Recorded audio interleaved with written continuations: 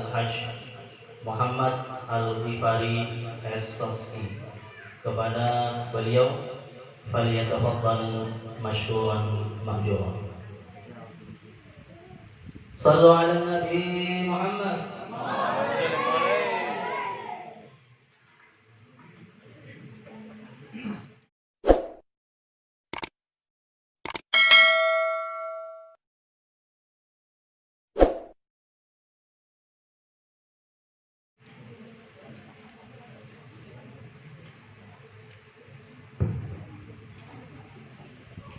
Assalamualaikum warahmatullahi wabarakatuh.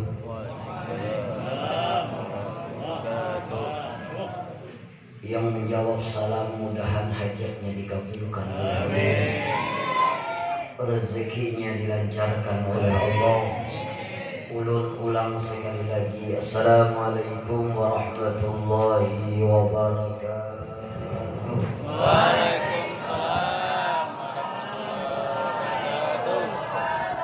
Alhamdulillahi Rabbil Alamin.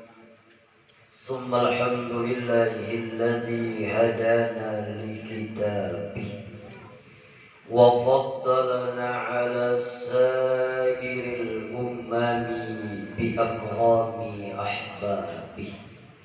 Sallallahu ala sayyidina Muhammadin rasulihil mujtaba wa nabiyil mujtaba wa ala alihi wa iqratihi tayyibin wa ala ashabihi wa ummatihi ajma'in wa ba'd.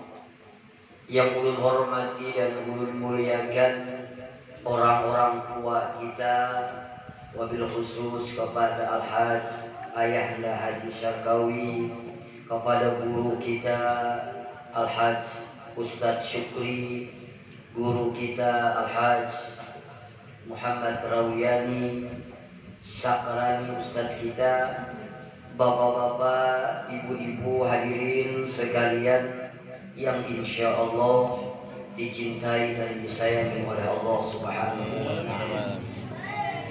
Yang pertama tentunya kita bersyukur kepada Allah karena di pagi hari ini kita masih diberikan Allah kesempatan hidup, masih diberikan Allah kesehatan dan kelapangan.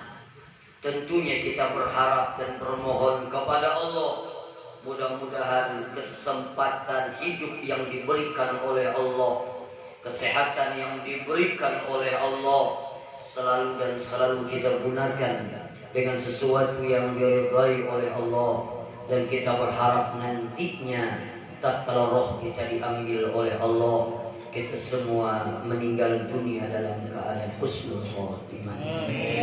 Bapak Ibu hadirin sekalian yang berbahagia, mohon maaf hari ini ulun tidak ceramah.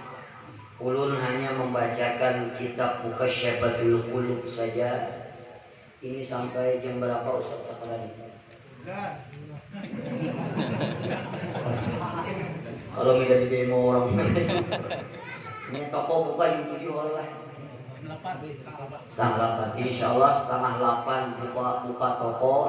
Insya Allah kita selesai jam 10.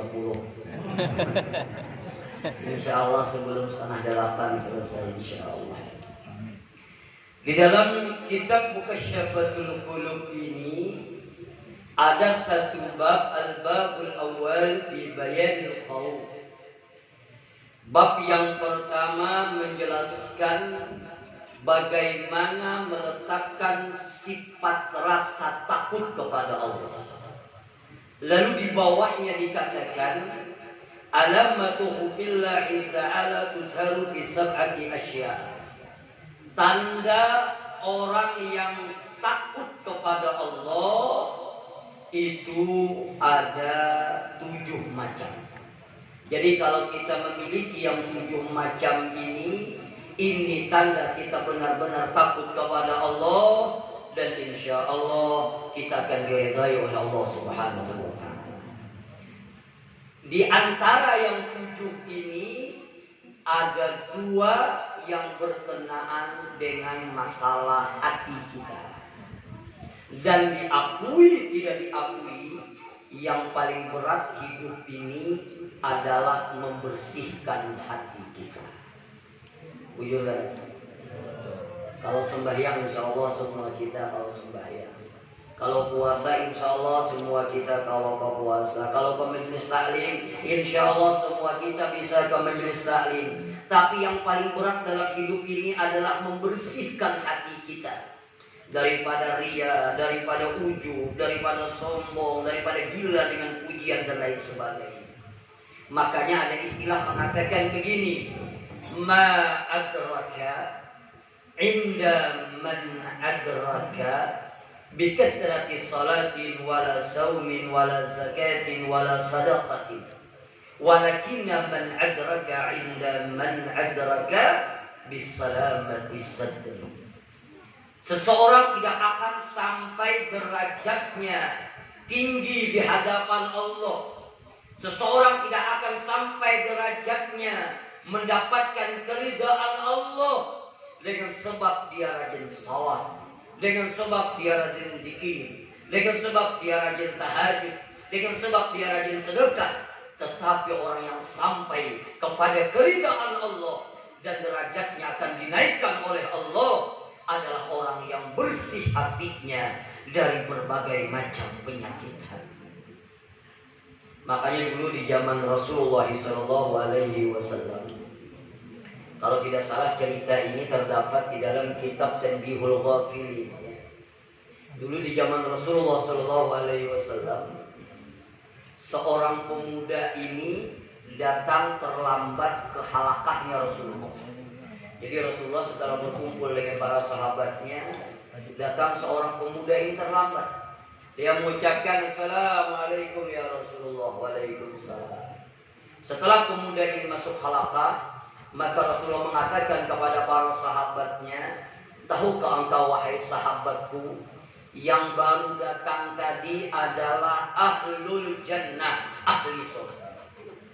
Besok pemuda ini datang terlambat kan? Karena Rasulullah tahukah engkau wahai sahabatku, yang baru datang itu adalah ahlul jannah, ahli surga. Besok terlambat lagi, maka Rasulullah mengulangi lagi, tahukah engkau wahai sahabatku, yang baru datang itu adalah ahlul jannah, ahli surga. Akhirnya sahabat penasaran, Pak. Karena sahabat dulu begini, sahabat dulu selalu ingin meniru kalau seseorang itu dalam agamanya maju. Beda kita sekarang. Kita sekarang selalu pengen meniru kalau dalam urusan dunianya lebih maju. Kalau orang dulu begini, kalau inya tuha aja rajin sembahyang, kenapa? Kalau inya anum aja rajin sembahyang, kenapa aku tuha pengoler? Kalau inya yang miskin aja bersedekahnya wani, kenapa aku sugih pamalan? Orang dulu kayak itu. Kalau kita ada, kenapa jadi kita sembahyang sini yang pagi kita sembahyang dulu aja. Kalau orang dulu tidak. Tapi kalau urusan dunia kadang-kadang kalau orang bapak bangsa kenapa aku kada? Kalau orang orang toko kenapa aku kada? Orang dulu kada. Kalau orang dulu kalau dia rajin ibadah maka dia bertanya kenapa dia bisa rajin ibadah. Kalau dia mulia di sisi Allah, dia bertanya kenapa dia bisa mulia di sisi Allah. Jadi sahabat ini penasaran kenapa orang ini dikatakan ahlul jannah, ahli surga. Bahkan Rasulullah 3 kali mengatakan dia adalah ahlul jannah, ahli surga. Kalau Rasulullah yang mengatakan, Rasulullah tidak berkata kecuali wahyunya Allah dan pasti benar. Tapi kalau ada guru yang mengatakan ikam kujamin masuk surga, ya diumpati. Gurunya juga kada pasti masuk surga. Karena mohon maaf, akhir-akhir ini di Palangkaraya banyak yang batabus sembahyang itu. Jadi batabus sembahyang syaratnya piduduk, lading balati, kain kaci. Jadi jar gurunya ikam kujamin sudah kadosa sembahyang lagi, dan sembahyang ikam sudah kujamin, dan kita bersama kena dalam surga. Dan cocok banget kalau penyembahyang, cocok mengaji ini, cocok liur nih, dan dicari bener nih. Jadi ini Rasulullah yang mengatakan dia adalah ahlul jannah. Ringkas cerita, lalu sahabat ini penasaran, pengen mengetahui amalannya, kenapa ini laki-laki dikatakan adalah ahli surganya Allah Subhanahu wa taala. Ringkas cerita, masuk Ustaz Amin. Sini di muka ini. Sini kosong. Terima kasih. Sampai mana tadi lah? Sampai mana? Ustaz Amin silahkan masuk.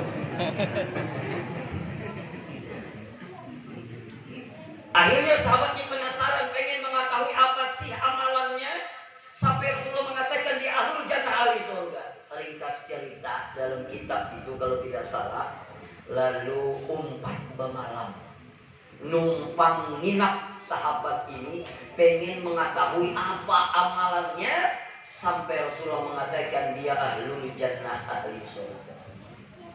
Bemalam samalaman dilihat oleh sahabat ini, kada ada amalan yang istimewa, Pak. Biasa-biasa aja, kayak kita aja. Habis sembahyang isya paling-paling bahagia isya, sebelum puring paling-paling witir. Kada ada misalnya setiap malam mana hajut aja sampai ke subuh, kada aja juga. 2 malam, bemalam dilihati, kada ada yang istimewa, biasa-biasa saja. Kalau misalnya baca Al-Quran 1 malam suntuk, kada aja juga. 3 malam menginap, penasaran, kada ada yang istimewa juga. Cuma dilihat oleh sahabat satu keistimewaannya, bila terbangun tengah malam lalu berucap Allah. Bila terbangun tengah malam lalu berucap Allah. Ujar sahabat, amun memodal Allah, tak mungkin bisa. Bila bangun Allah, apalagi mun Allah ya Allah. Karena dia istimewa, biasa-biasa saja. Tapi kalau kita merujuk kepada ulama-ulama kita dulu, itu termasuk Imam Syafi'i di dalam kitab Anu Tatalibin juz pertama halaman pertama yang di dalam itu, Imam Syafi'i itu kalau kita baca di dalam manaqibnya itu, beliau itu setiap bulan Ramadan menghatamkan Al-Quran 60 kali minimal. Setiap bulan Ramadan minimal 6 bukan 60, ya benar 60 kali. 2 kali sehari minimal. Ya kurang lebih kita lah. Kita banyak kurangnya. Kita tadi kadang-kadang semangat awalnya aja, sampai juz kedua parah lagi. Kalau Imam Hasan Al-Basri itu tidak akan tidur dulu kecuali sembahyang sunat 300 rakaat setiap malam. Itu orang dulu luar biasa, ya Allah.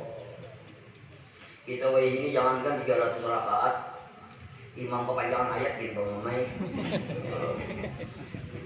Akhirnya semalam menginap, 2 malam menginap, 3 malam menginap, tidak ada yang istimewa. Penasaran, dia datang ke Rasulullah Sallallahu Alaihi Wasallam.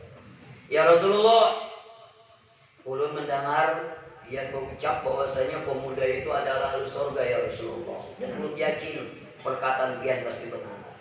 Tapi ya Rasulullah, demi Allah, ulun sudah menginap 3 malam di pemuda itu, tapi melihat amalannya tidak ada yang istimewa. Amaliyah yang zahirnya biasa-biasa saja, tidak begitu istimewa. Kenapa engkau mengatakan di ahlul jannah ya Rasulullah? Ternyata apa yang dikatakan oleh Rasulullah, tahukah engkau, pemuda itu memang amalan zahirnya biasa-biasa saja, tapi dia memiliki kebersihan hati yang sangat luar biasa. Di hatinya tidak ada kesombongan, di hatinya tidak ada iri dengki, di hatinya tidak ada ria, di hatinya tidak ada ujub. Karena kebersihan hatinya itulah dia dikatakan ahli surga, ahli surganya Allah Subhanahu wa taala. Makanya mohon maaf, yang paling alih adalah membersihkan hati kita. Maka di antara 2 ciri orang yang takut kepada Allah adalah masalah hati. Yang pertama, ta'atuhu wa yaj'alu ta'atu khalisan liwajhillahi ta'ala wa yakhafu minar riya wan nifaq. Fa idza fa'ala dzalika fa huwa alladhi qala Allah ta'ala bi haqqihim wal akhiratu inda rabbika lil muttaqin. Yang pertama, Ciri orang yang benar takut kepada Allah, dia beribadah, dia taat kepada Allah, ikhlas karena mengharap keridaan Allah, dan takut tatkala dia beribadah, termasuk di dalamnya riya dan munafik. Jadi orang yang takut kepada Allah kalau beribadahnya ikhlas karena Allah dan menghindari sekali dan merasa takut sekali tatkala dia beramal, di dalam amalnya termasuk sifat riya dan munafik. Makanya Zunul Misri pernah berkata, apa bedanya orang yang ikhlas dengan orang yang tidak ikhlas? Kita kada usah menilai orang lain, kita nilai diri kita. Kalau kita beribadah, kita termasuk ikhlas atau tidak. Makanya Zun al-Misri ini mengatakan, sebelum ulun menjelaskan tentang perkataan Zun al-Misri ini, ulun sedikit bercerita tentang orang sufi ini. Jadi Zun Misri ini, Pak, waktu hidupnya beliau ini orang yang biasa-biasa saja. Semua orang melecehkan, semua orang menghinakan. Tetapi tatkala beliau meninggal dunia, itu 70 ulama Mesir bermimpi Rasulullah pengen hadir tatkala pemakaman Zun al-Misri. Jadi waktu hidupnya biasa-biasa saja. Kada ada orang tahu pada orang alim, kada ada orang tahu pada orang yang ahli ibadah, kada ada tahu pada orang itu adalah dekat dengan Allah. Tapi tatkala meninggal dunia, 70 ulama Mesir bermimpi bahwasanya Rasulullah pengen hadir tatkala pelaksanaan pemakaman beliau. Yang kedua, Zun Misri ini tatkala meninggal dunia, itu Pak, seluruh burung-burung berkumpul di atas gerangga mayit Cidin waktu diangkat menuju pemakaman. Burung-burung ini semuanya berkumpul dan melebarkan sayapnya. Agar apa? Agar jasad Zun al-Misri ini tidak terkena sinarnya matahari. Tapi beliau waktu hidupnya biasa-biasa saja. Makanya kita itu harus menilai orang lain, itu orang lain harus lebih mulia daripada kita. Kada boleh merasa diri kita yang lebih mulia. Makanya di dalam kitab Al-Hadad Syarah Ratibul Hadad, bila ulun ninah anu meitihi orang tua itu harus pandangan dengan kemuliaan. Apa pandangan dengan kemuliaan? Oh, ulun ni anu umur ulun 43 tahun. Yang ulun pandang umurnya 60 tahun. Oh, sidin talawas hidup pada ulun. Berarti amal ibadahnya tak banyak sidin pada ulun. Berarti sidin lebih mulia daripada ulun. Begitu. Yang Tuhan pula memandang yang anu, sekira yang Tuhan ini kada bangga dengan Tuhannya. Ini ada juga aku ini Tuhan kamu ya. Tuhan ini memandang orang tahu ya. Sekira Tuhan ini kada bangga dengan Tuhannya, bila memandang yang anu apa? Oh, aku ini Tuhan. Umurku talawas hidup di dunia. Inya anu berarti dosanya lebih dikit daripada aku. Tuhan aku ini barat talawas hidup tak banyak maksiat. Inya anu maka dosanya lebih dikit daripada aku, maka dia lebih mulia daripada aku. Selalu begitu. Jadi kadang-kadang merasa diri mulia. Meitihi orang maksiat, mabuk, berjudi, makan riba. Pandangannya apa? Dia bermaksiat dengan ketidaktahuannya tentang dosanya maksiat. Sedangkan aku maksiat, aku tahu tentang dosanya maksiat, maka dia lebih mulia daripada aku. Bahkan di dalam kitab Al-Hadad, tatkala memandang orang kafir pun pandangannya tidak pandang menghinakan. Apa pandangannya? Oh, dia kafir, dia tidak beriman kepada Allah. Tapi siapa tahu tatkala akhir hidupnya dia mendapatkan hidayah daripada Allah, dia masuk Islam, sedangkan aku sekarang muslim. Tidak ada jaminan sampai akhir hidupku dalam keadaan muslim. Yang hanya aku berdoa kepada Allah, mudah-mudahan tatkala aku sakaratul maut, imanku masih ditetapkan oleh Allah. Jadi pandangan selalu memuliakan orang lain. Kita ini kadang-kadang kan merasa lebih harap tuh. Yang ngalih benar bila merasa ini ngalih benar. Merasa lebih alim ngalih benar. Kalau disuruh jadi orang jadi imam merajuk. Bulik sini 3 hari udah masjid lagi tuh. Kira-kira itu warisnya kalau masjid tuh. Maka Zun Misri ini mengatakan apa? Orang yang ikhlas itu adalah Istiwaul madhi wadzammi. Ini orang yang ikhlas. Apa orang yang ikhlas? Samanya pujian dan celaan. Jadi dia beramal tidak pengen dipuji, tidak takut dicela. Silahkan orang memuji, saya tidak mengharap pujian.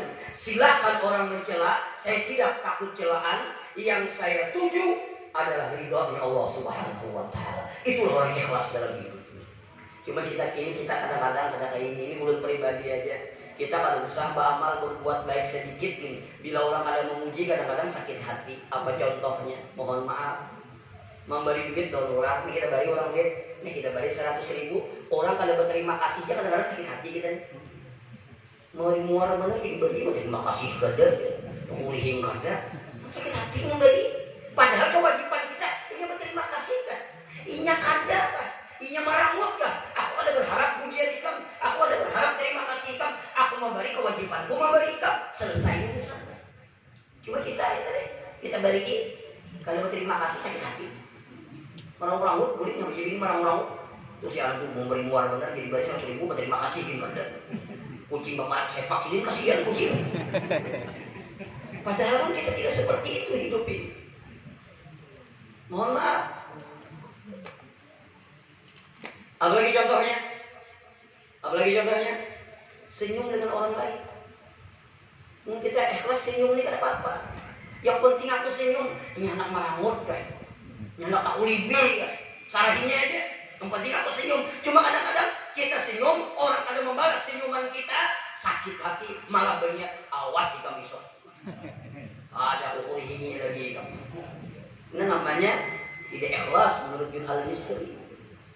Atau ibu-ibu, mana ibu-ibunya di mana?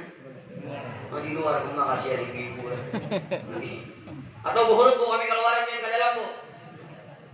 Mohon maaf, atau ibu-ibu pian menyarui kawan pian, mengundang kawan pian kada datang. Kadang-kadang kita ini membalas. Kayaknya ikan, minggu kayaknya anak ikan bakawinan juga. Awas ikan, kami kada datang jadi. Padahal yang kada datang, alhamdulillah. Dia sih membawa anak 4, bertambah kaos bamplok kada. Alhamdulillah kada datang, kada jadi masalah. Tapi kadang-kadang kita berbeda antara pujian dan celaan. Tampululut ingatlah berkisah. Dulu ada baik rombongan rombongan orang hendak ke pengantin. Jam 7 kan? Bila kalawasan butil aja lah. Dulu ada rombongan orang hendak ke pengantin, berlima ke pengantin nih. Mata yang berlima nih nicis semua nih pakaian. Bersih, harum, pakaian namanya luar biasa. Cuma ngarannya ke pengantin ini kan bisa membawa amplop, bisa kada. Kenapa? Karena orang kada melihat juga. Dan jarang ke pengantin itu mengisi banyak. Kenapa? Karena orang kada melihat. Bujur enggak? Ya kalau orang melihat banyak isinya. Nya penampilannya jangan luar biasa.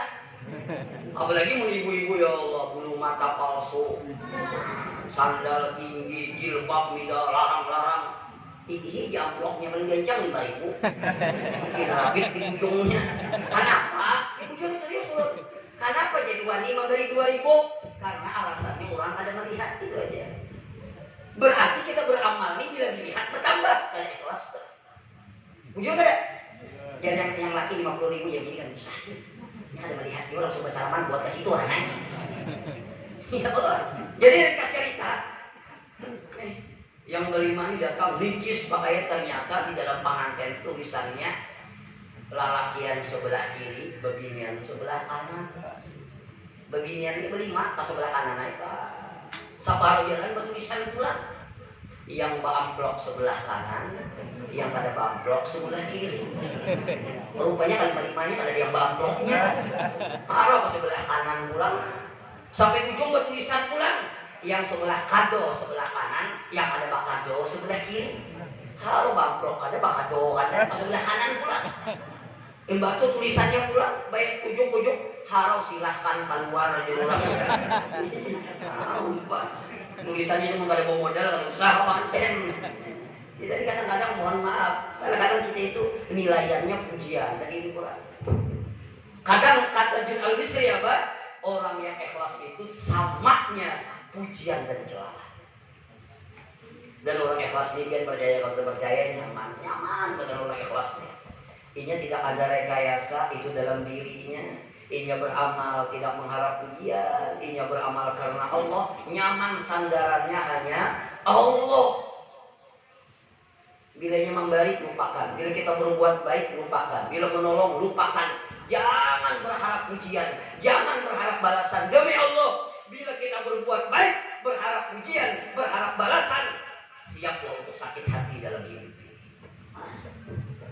Makanya dulu ada cerita dua orang murid, yang muridnya seikongnya sukses jadi pedagang, yang seputing muridnya apa? Sukses jadi petani. Ringkas cerita, yang petani ini selesai dia memani sengkongnya. Sengkong itu apa bahasa Bontok lah?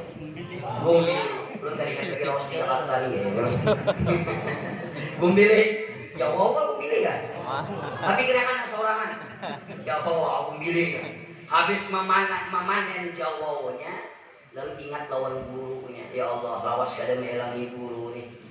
Akhirnya apa? Dielanginya gurunya membawa apa? Membawa Jawa wajah. Istilah Pak Karung membawa Jawa. Assalamualaikum, waalaikumsalam, biar guru. Apa kabar? Bagus. Ulun yang pertama guru hendak silaturahim. Yang kedua guru ulun ada rezeki hanyar memanen Jawa. Nah ulun memberi pian nah Jawa. Biar gurunya ya Allah terima kasih banyak. Ikam ingat lawan aku. Mudahan ikam sehat. Cuma gurunya ini kan ada pemalar juga. Ini ada guru nih pemalar ada. Cara apa ya? Ini kisah sedekah. Lewat celengan di hadapan laju pada orang. Tadi cerita ujar gurunya apa? Oh mamanya, ini muridku nah jauh-jauh membawa akan jawau, sakarung, berjalan batis. Oh mamanya, adakah yang diberi pakai muridku nih?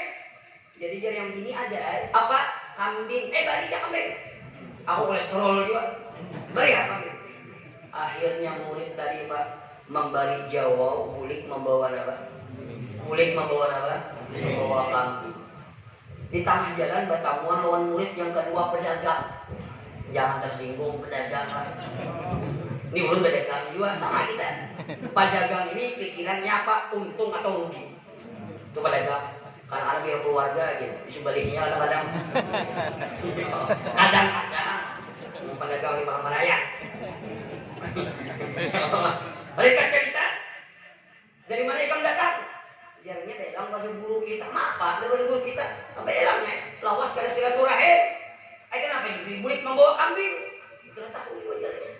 Aku belang kepada guru ikhlas. Aku beri jawab. Sekalinya guru memberi aku kambing. Otak pedagang bermain. Ujar pedagang.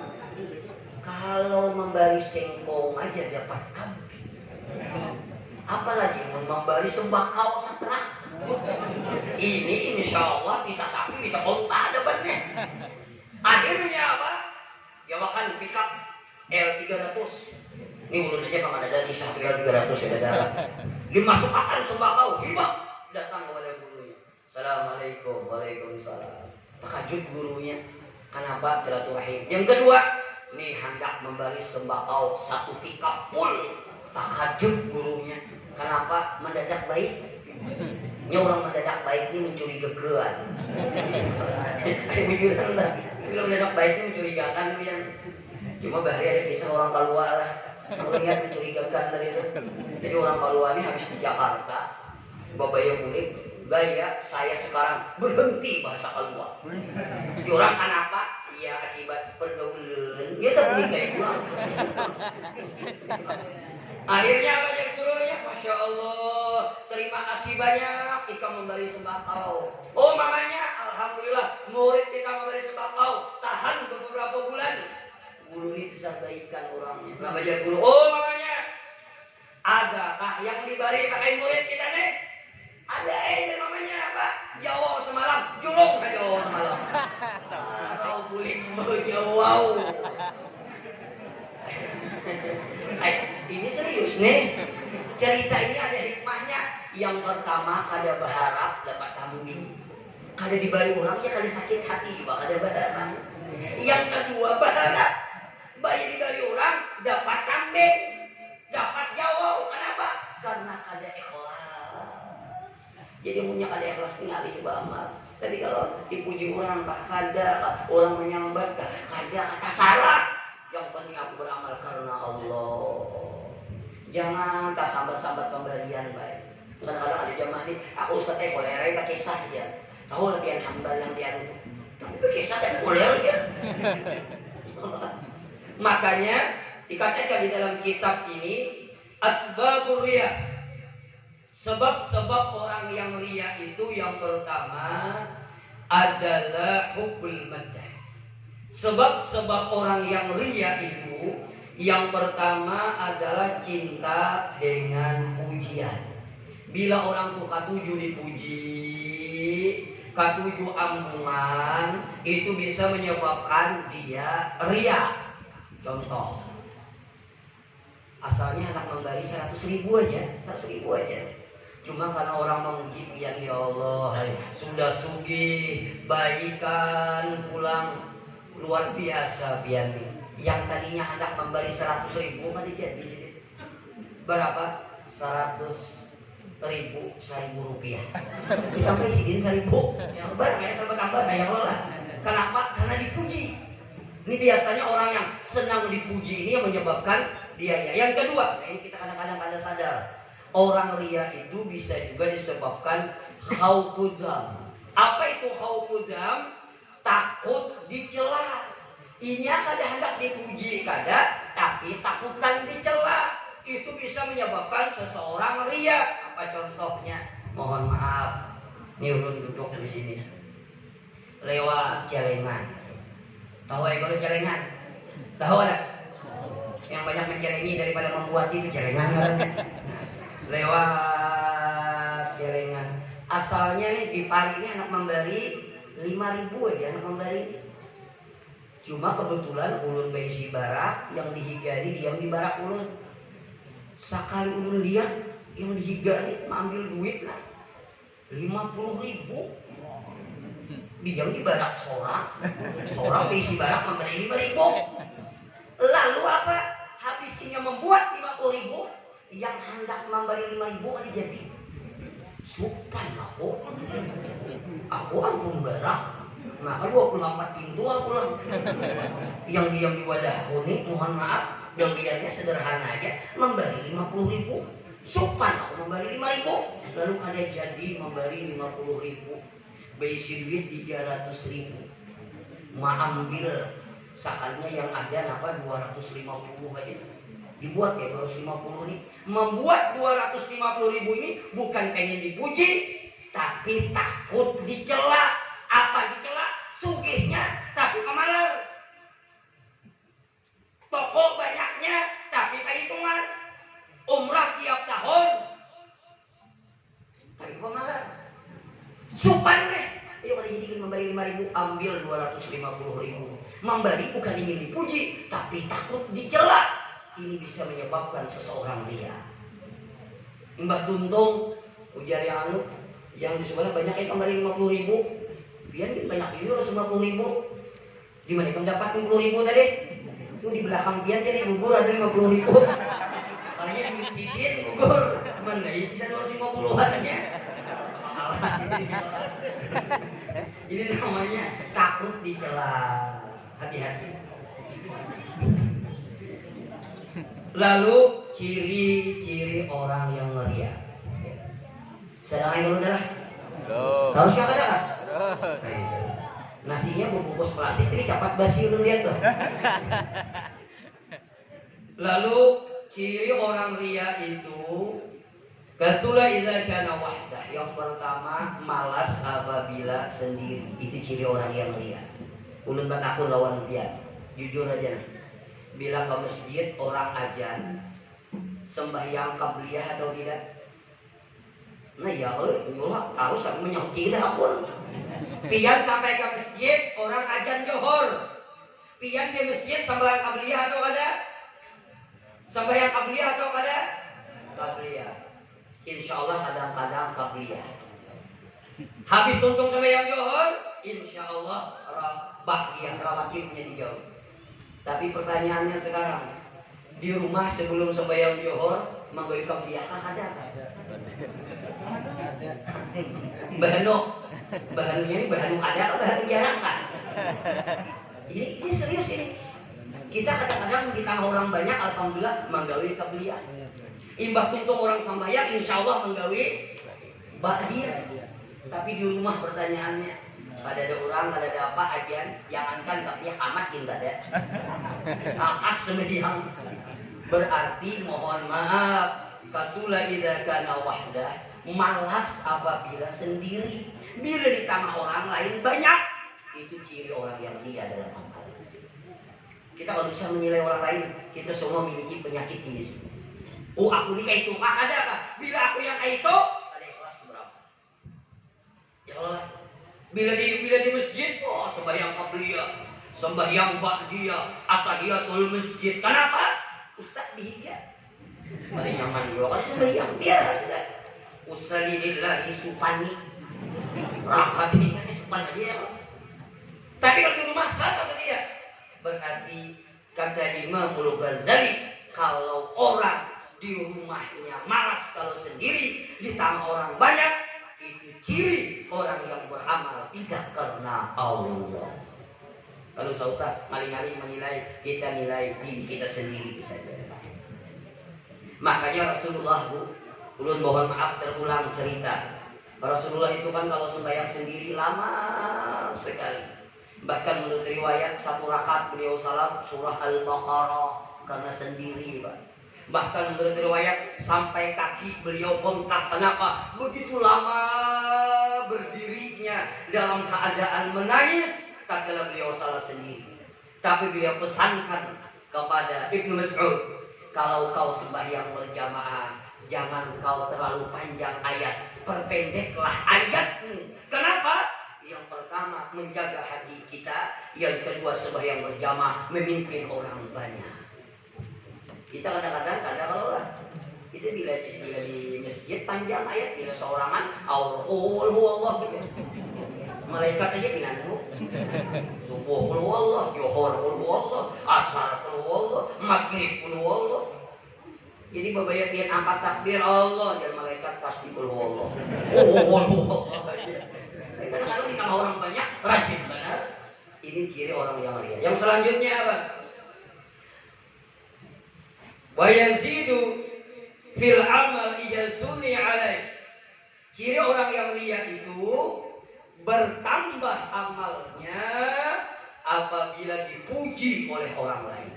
Lalu sebaliknya wa yanqusu idza tumma ilaih, dan akan berkurang amalnya apabila dicela oleh orang lain.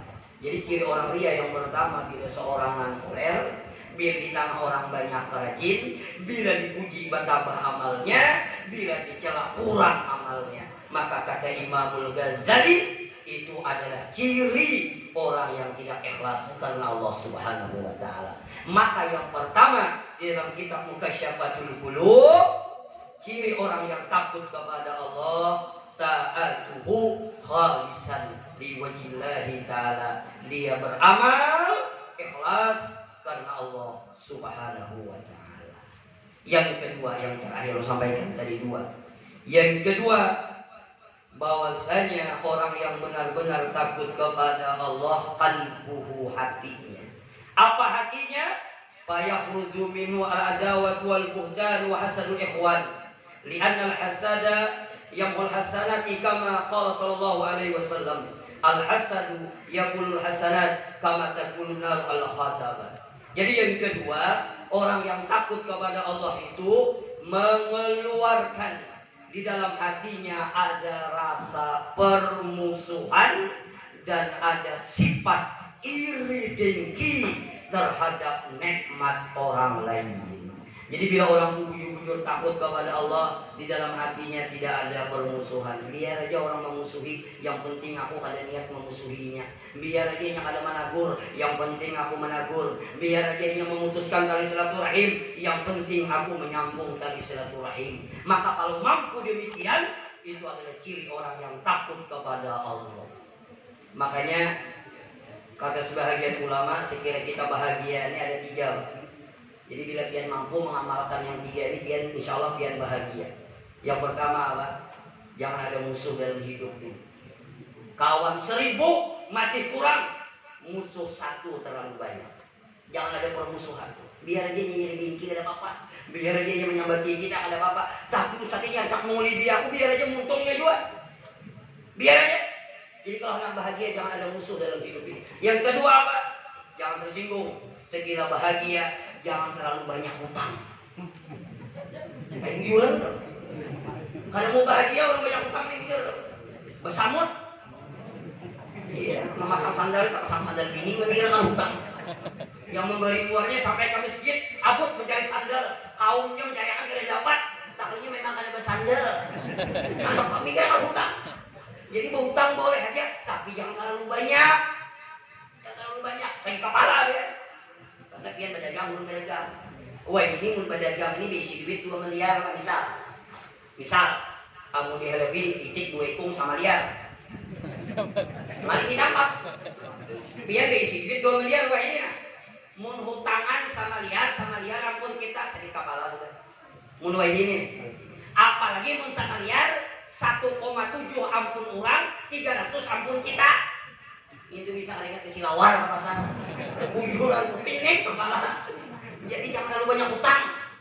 Anak bahagia, jangan ada musuh, jangan banyak hutang. Yang ketiga apa?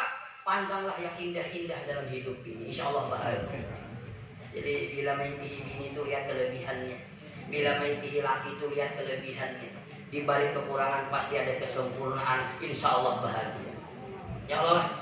Jadi jangan ada permusuhan dalam hidup ini. Jadi bila orang memusuhi, biar aja. Kenapa? Karena kata Rasulullah, kullu dzi ni'matin mahsudun. Setiap nikmat yang kita miliki pasti ada orang yang tidak senang, pasti ada orang yang iri dengki, pasti ada orang yang sakit hati. Berarti kalau ada orang yang iri dengki dengan kita, ada orang yang memusuhi dengan kita, alhamdulillah. Kenapa? Berarti aku memiliki nikmat yang lebih daripada ini. Ini kudu sakit hati. Makanya Pak, Rasulullah itu kenapa beliau sehat? Kenapa beliau sehat? Karena Rasulullah itu usia beliau 63 tahun, problemnya luar biasa. Rasulullah itu tidak ada memiliki sifat kebencian dalam hatinya. Disakiti, dicela, ingin dibunuh, diletakkan kotoran unta. Bahkan menurut riwayat tatkala Utbah laknatullah meletakkan kotoran unta di belakang beliau, di kepala beliau, sampai beliau tidak bisa membangkitkan kepalanya. Kenapa? Banyaknya kotoran unta. Tetapi Rasul tetap memaafkan, tidak ada permusuhan dalam hati. Inilah Rasulullah, makanya beliau sehat. Jadi orang sehat itu memang kalau hatinya ini lapar, itu sehat. Tapi mun panyarikan, muha-muhanya diganti malaikat ilah rong kada bahagia kita. Maka bila batamuan aur mengeluh, kada bahagianya lalu. Oh my God, sunyi benar hari ini berjualan. Oh sunyi. Kalau suara mirami, soalnya umrah kan sunyi. Orang mengeluh, bujur aja kemarin rami benar. Cuma hutangnya kan banyak benar. Siapa nyuruh bawa hutang? Kadang-kadang kita ini mengeluh, sampai kawan dia muyak, pasti mengeluh pulang. Tidak ada bahagia.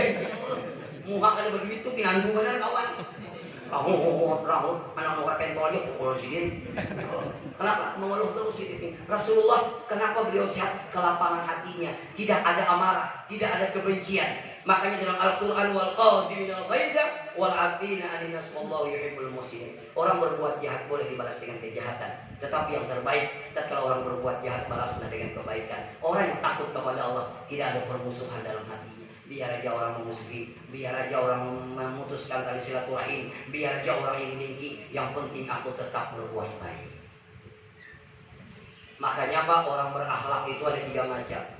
Akhlak yang paling rendah apa? Membalas kejahatan dengan kejahatan. Itu memiliki akhlak.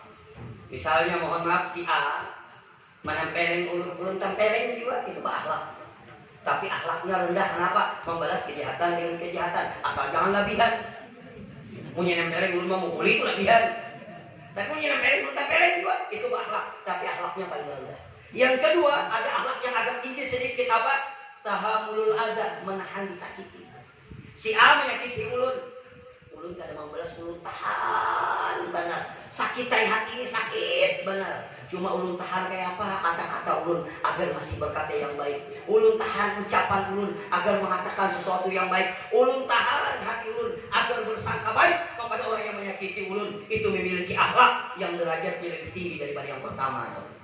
Dan yang ketiga, derajat yang paling tinggi tatkala orang menyakiti dibalas dengan kebaikan. Bahkan tatkala dia bangun tengah malam, dia ikutkan nama orang yang menjalimi dia dalam doanya.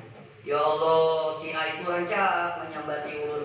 Mudah-mudahan dosanya Engkau ampuni ya Allah. Tidak ada orang yang melihat, tidak ada orang yang menyaksikan. Di tengah malam, dia doakan orang yang menyakiti hatinya. Dia doakan orang yang menjalimi dia. Maka itu adalah akhlaknya para nabi, para rasul, orang-orang saleh dan orang-orang yang dekat dengan Allah Subhanahu wa taala, dan itu adalah akhlaknya Rasulullah sallallahu alaihi wasallam. Jadi ada dua macam tanda orang yang takut kepada Allah. Yang pertama, menghilangkan sifat riya dalam hatinya, beramalnya ikhlas karena Allah. Dan yang kedua, menghilangkan permusuhan, iri dengki terhadap nikmat orang lain. Mudah-mudahan apa yang dapat ulun sampaikan bermanfaat bagi kita semua. Ulun minta ridha dan minta maaf. Memang niatnya membaca kitab, jadi ulun membacakan kitab saja. Ulun dikembangkan sedikit-sedikit. Ulun minta ridha dan minta maaf. Kalau pengen menunggu 7:30, ulun tunggu. Kalau ada pertanyaan menunggu 7:30. Kalau ada kita capat bulik membawa nasi bungkus masing-masing tadi. Silakan. Assalamualaikum warahmatullahi wabarakatuh. Ada 15 menit, kalau ada pertanyaan ulun jawab, kalau ada kita tutup dengan doa. Terima kasih. Ada? Kalau ada aja kemanakan, lapar benar kemanakan. Ada kenalan. Nah ada payung. Ada dakwah lah. Silakan di belakang. Angkat tangannya di belakang silakan. Berdiri deh, sebutkan nama deh. Kita menunggu 7:30 tunggu pada tuntung menjawab panggilan. Silakan.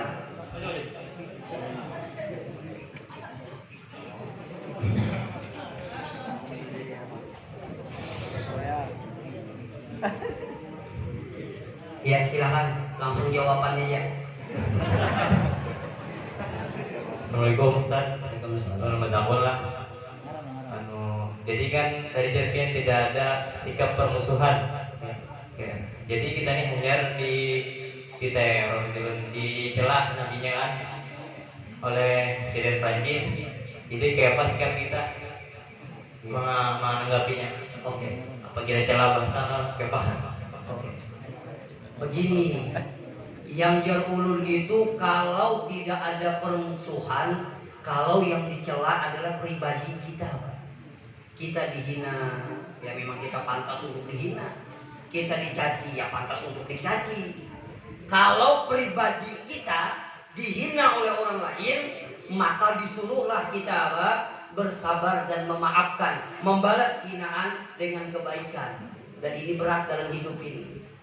Yang nyaman kan hidup ini impas, tahu biar impas lah. Bila yang menagur, jangan tagur juga. Bilanya cereng-cereng, cerengi juga. Bila yang minta sari-sari tempeleng pada hulu, nyaman banget. Cuma yang paling berat membalas kebaikan dengan kejahatan. Tapi kalau berbicara dengan agama, berbicara yang dilecehkan adalah agama kita, berbicara yang dilecehkan adalah nabi kita, maka wajib kita marah. Tentu marahnya dengan hal-hal yang positif seperti itu. Pada boleh juga nabi dihina, sabar ayah aja. Itulah karena berbicara agama, berbicara tentang keyakinan, wajib kita marah, wajib kita membela. Kenapa? Itu selama-lamanya iman dalam hati kita. Ya orang tua kita tahu kisah Perancis nih. Ini Perancis ini menghina Rasulullah SAW dibikin karikatur, makanya beberapa negara boikot dagangannya, usahanya karena membenci, karena menghina Rasulullah SAW dengan alasan kebebasan, ya, kebebasan seperti itu. Jadi adek, kalau agama kita dihina, Rasul kita dihina, wajib ada marah dalam hati kita. Kalau tidak marah perlu dipertanyakan keimanan. Tapi kalau anggota badan kita dihina, selama kita masih berbuat baiklah dan berbuat baiklah kepada orang yang jahat dengan kita. Seperti itu. Terakhir lagi silakan. Jangan kisah Prancis kejauhan lah. Kisah baru aja kan sanggup kan tamban kan apa barat dulu sedikit. Ada apa silakan. Ada kita baca doa. Ada kan? Ibu-ibu.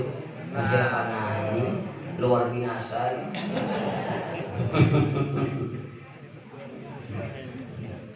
Iya. Silakan. Assalamualaikum warahmatullahi wabarakatuh. Waalaikumsalam. Ulun tanyakan Ustaz ini, sejak berdirinya pengajian Haji Maki Gelembeng, ujar ceramah kan berkata, bila kita kaya membawa tetangga atau keluarga untuk sama-sama beribadah mendapat pahala. Setelah membawa keluarga, tetangga, membawa pada selebih, ini yang ulun, hujannya tulah, makan suranya, terus membawa kan. Anak-anak, nah, anak-anak kalau bagi yang mencari masing-masing, jadi ibu kan bingung, kayak kalian menghadapi seseorang yang kayak ini kepada dengan ulun, sedangkan kita tetangga, keluarga. Jadi ulun minta penjelasan dan sekian, ulun sampai hati detik ini terus terang sakit hati diulang kepada orang itu. Paham? Itu aja ulun minta Allah penjelasan untuk Assalamualaikum warahmatullahi wabarakatuh. Biar sakit hati kamu sama aja. Ulun kadapi jelas pertanyaannya, cuma kalau ulun bisa menangkap punya salah kena diprotes dia pula. Mungkin ada salah pertanyaan sidin, ulun simpulkan aja. Hendak pula ke pengajian kemana-mana lalu membawai keluarga. Kayak itu kalau lah membawai kawan, sekalinya kawan ini mengucap tulah kayak sorangan sana. Kalau bisa membawa aku, punya pahala kan berbagi jua. Kayak apa tuh Ustaz? Gitu kalau lah.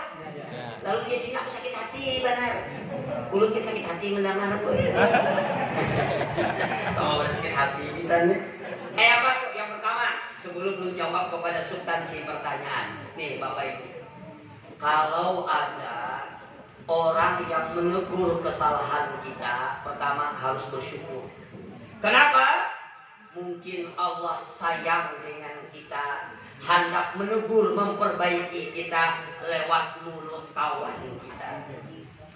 Atau mohon maaf, sebelum lu jawab kepada substansi pertanyaan, ibu-ibu ditagur oleh lakinya, kada boleh berucap kasar aku mungkin tidak ketujuh loh aku sarak ha, bisa kepayuan pulang di Palangkaraya jadinya bambur. Mohon maaf, itu kada boleh. Itu mungkin Allah ingin menegur kita lewat mulut suami kita, yang ada pian syukur. Alhamdulillah Allah hendak membaiki aku lewat muntung lakiku. Syukur. Jangan sakit hati, jangan marah. Lalu pertanyaan ibu tadi kayak apa orang nih dibawahi sarik-sarik pahala ada berbagi dua aja. Siapa yang hendak berbagi? Seorang gitu kurang, berbagi orang lah. Memang ibu begini, kewajiban pian mengajak, kewajiban pian membawai.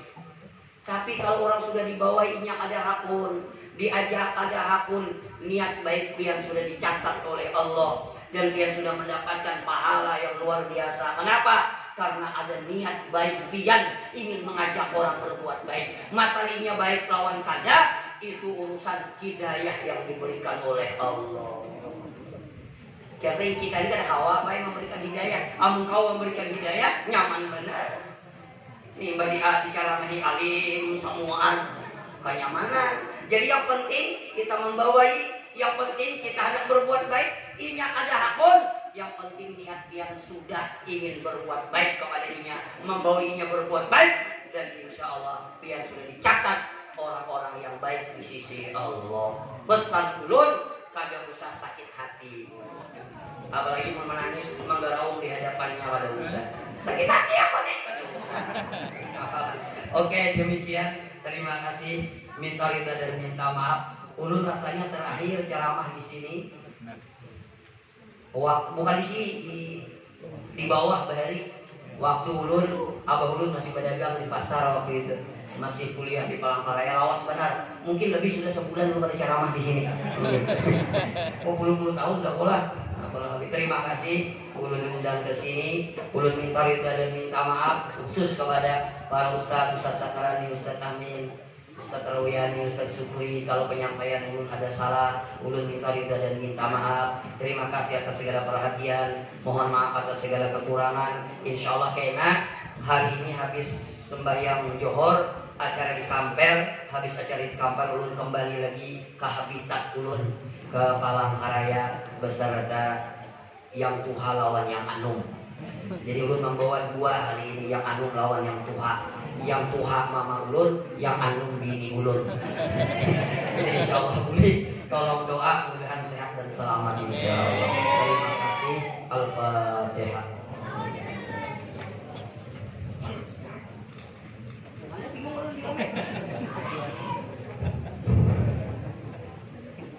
Amin amin ya Allah ya rabbal alamin. Bismillahirrahmanirrahim. Alhamdulillahirabbil alamin wassalatu wassalamu ala asyrofil anbiya'i wal mursalin wa ala alihi wa sahbihi ajma'in. Allahumma ighfir lana dzunubana wa liwalidayna warhamhum kama rabbawna shighara wa li jami'il mu'minin wal mu'minat wal muslimin wal muslimat al ahya'i minhum wal amwat wa tabi bainana wa bainahum bil khairat rabbil warham wa anta khairur rahimin. Allahumma ij'al awwala hadzal nahari salaha wa awsatahu falaha wa akhirahu najaha wa qubillahumma salamata wa afiyatan alaina wa ala man hadarana wa ala man ghaba anna wa ala abiil hajjaj wal hujjaj wal suwar wal musafir wal muqimin fil barri wal bahri min ummati Muhammadin sallallahu alaihi wasallam innaka ala kulli syai'in qadir. Allahumma sallimna wa sallimna ma'ana wa hafazna wa hafazna ma'ana wa baligh maqsudana. Rabbana atina fid dunya hasanah wa fil akhirati hasanah wa qina adzabannar. Wa sallallahu